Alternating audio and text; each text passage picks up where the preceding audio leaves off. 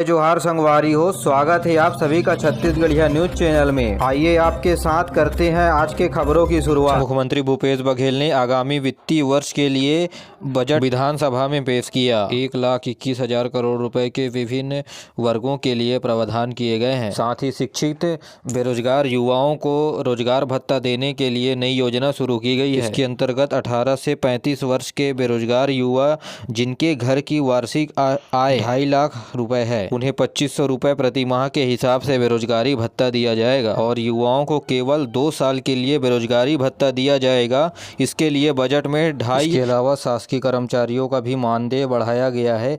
आंगनबाड़ी कार्यकर्ताओं का मानदेय 6,500 रुपए से बढ़ाकर 10,000 रुपए कर दिया गया है। वहीं आंगनबाड़ी सहायिका का मानदेय 5,000 रुपए और मिनी आंगनबाड़ी सहायता करने वाली महिलाओं का मानदेय 7,500 रुपए प्रति माह दिए जाने की घोषणा की गई है। ग्राम कोटवारों को भूमि के आकार के हिसाब से अलग अलग दरों पर मानदेय दिया जाता है। जिन्हें 2,250 रुपए मिलता है उन्हें अब 3,000 रुपए मिलेगा। वहीं 3,300 रुपए को बढ़ाकर 4,500 रुपए और 4,500 रुपए को बढ़ाकर 6,000 रुपए प्रति माह कर दिया गया है। ग्राम पटेल को 2,000 रुपए मासिक मानदेय को बढ़ाकर 3,000 रुपए दिए जाने की घोषणा की गई है। तो वहीं राज्य प्रोत्साहित मितानिनों को राज्य मत से 2,200 रुपए प्रति माह दिया जाएगा। वहीं मध्याह्न भोजन के अंतर्गत दोपहर का भोजन बनाने वाली रसोइयों का मानदेय 1,500 रुपए से बढ़ाकर 1,800 रुपए कर दिया गया है। तो वहीं विद्यालय में स्वच्छता कर्मियों का मानदेय 2,500 रुपए से बढ़ाकर 2,800 रुपए कर दिया गया है। तो वहीं स्वावलंबी गोठान के संचालकों को 750 रुपए, बुजुर्गों, विधवाओं, दिव्यांगजनों को सामाजिक सुरक्षा के तहत दी जाने वाली पेंशन की राशि को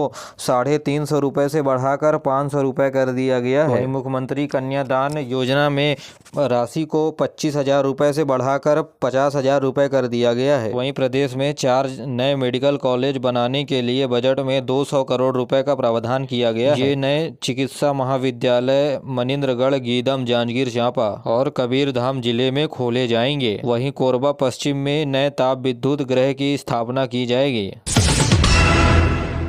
प्रदेश में इस साल 101 नए इंग्लिश मीडियम स्कूल खोलने का प्रावधान किया गया है। महात्मा गांधी ग्रामीण औद्योगिक पार्क की तर्ज पर शहरी क्षेत्रों में भी औद्योगिक पार्क विकसित किया जाएगा। राजनांदगांव जिले में उर्वरक गुणवत्ता नियंत्रण प्रयोगशाला, रायपुर में नए कीटनाशक प्रयोगशाला की स्थापना की जाएगी। उद्यानिकी से संबंधित आधुनिक तरीकों को अपनाने के लिए नया रायपुर में सेंटर ऑफ एक्सीलेंस बनाया जाएगा। वहीं प्रधानमंत्री आवास योजना ग्रामीण के लिए 3,000 करोड़ रुपए से अधिक का प्रावधान बजट में किया गया है। वहीं राज्य में अंतर्राष्ट्रीय रामायण महोत्सव किया जाएगा। इसके लिए बजट में 12 करोड़ रुपए का प्रावधान है। प्रदेश में मुख्यमंत्री धरोहर दर्शन योजना शुरू किया जाएगा। रायपुर तथा जगदलपुर में तीरंदाजी अकादमी बनाया जाएगा। नारायणपुर में मलखम्ब अकादमी तो वहीं रायपुर में बैडमिंटन अकादमी की स्थापना की जाएगी। बजट में सबसे अधिक 16% की राशि का प्रावधान स्कूल शिक्षा विभाग में किया गया है।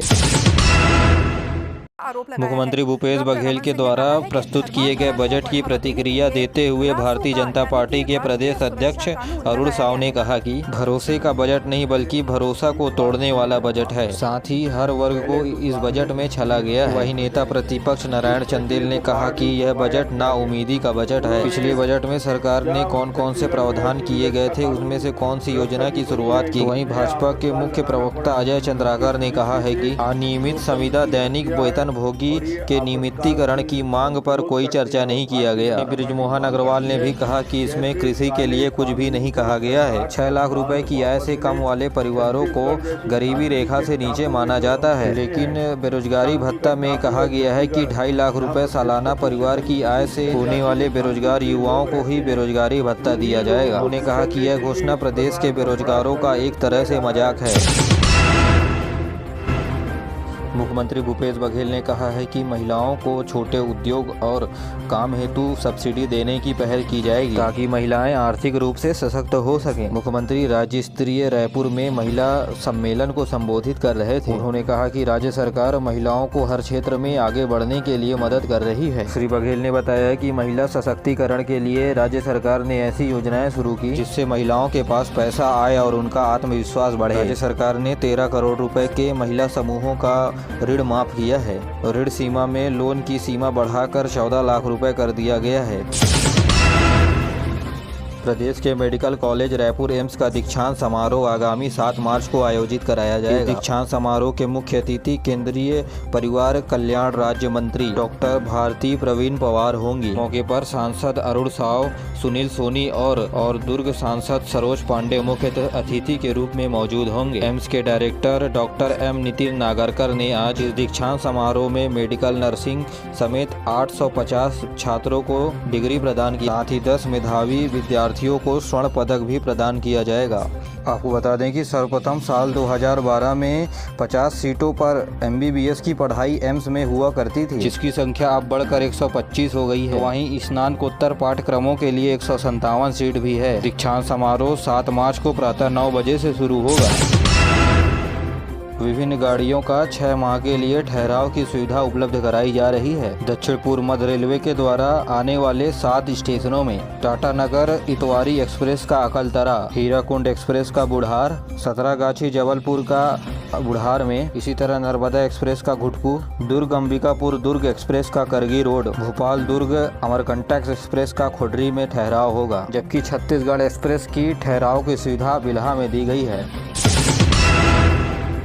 छत्तीसगढ़ की आंगनबाड़ी कार्यकर्ताएं और सहायिकाएं अपने 6 सूत्री मांग को लेकर हड़ताल पर हैं। सरकार को अपनी मांग की ओर आकर्षित करने के लिए लगातार नए तरीकों से हड़ताल कर रहे हैं। बेमेतरा में भी आंगनबाड़ी कार्यकर्ताओं के द्वारा लगातार प्रदर्शन किए जा रहे हैं। कभी दुर्गा रानी लक्ष्मीबाई बनकर प्रदर्शन कर रहे हैं, तो कभी ढोल नगाड़े बनाकर सरकार के कानों तक आवाज पहुँचा रहे हैं, तो कभी जल सत्याग्रह कर धान। प्रदेश के कोरबा जिले में दुर्लभ धातु लिथियम का भंडार मिला है। कोरबा जिले के कटघोरा ब्लॉक में भारतीय भूविज्ञानिक की टीम सर्वेक्षण कर रही है। कटघोरा क्षेत्र में लिथियम के भंडार का प्रमाण मिला है। कोरबा कलेक्टर संजीव कुमार झा ने बताया कि भारतीय भूवैज्ञानिक सर्वेक्षण की टीम कटघोरा ब्लॉक में 18 से 19 गाँव में लिथियम मिलने की पुष्टि होने के बाद सर्वे कर रही है। जमीन की भीतर कितनी मात्रा में लिथियम मौजूद है, इसका पता लगा रही है। बता दें कि लिथियम से लिथियम आयन बैटरी बनाया जाता है, जो ऊर्जा को एकत्रित करने का बड़ा साधन है। गौरतलब है कि भारत के जम्मू कश्मीर में लिथियम का बड़ा भंडार मिलने के बाद अब छत्तीसगढ़ के कोरबा जिले में लिथियम के भंडार होने के प्रमाण मिले हैं। आंगनबाड़ी केंद्रों में रिक्त पदों की भर्ती के लिए आवेदन आमंत्रित किया गया है। एकीकृत बाल विकास परियोजना नवागढ़ के अंतर्गत पंचायतवार आंगनबाड़ी कार्यकर्ताओं और सहायकों के सिर्फ 7 पदों की भर्ती के लिए आवेदन 16 मार्च तक आमंत्रित किया गया है। आवेदन पत्र कार्यालयीन दिवस पर 10 बजे से शाम 5 बजे तक पंजीकृत डाक सेवा से भेज सकते हैं।